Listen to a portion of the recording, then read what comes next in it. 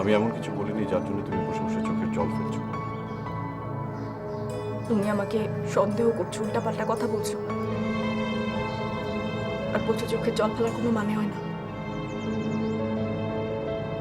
হ্যাঁ, তুমি বাসায় যাবার কথা বলে কোথায় গিয়েছিলে? কোথায়? এই খবরটা যেহেতু তুমি জানতে পেরেছো, আমি কোথায় গিয়েছিলাম সেটাও তুমি জানো।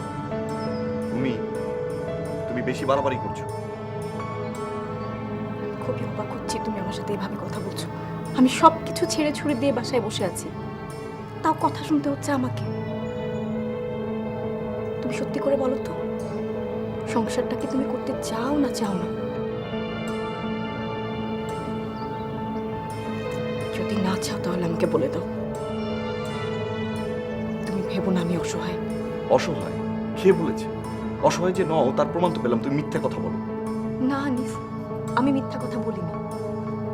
আমি তোমাকে বলিনি যে আমি অফিসে গিয়েছিলাম আর দেরিটা ওখানেই হয়েছে। যখন দেখলাম দেরি হয়ে গেছে তখন ভাবলাম তুমি হয়তো ততক্ষণে বাসায় চলে এসছো, সেজন্য আমি আর মায়ের বাসায় যাইনি।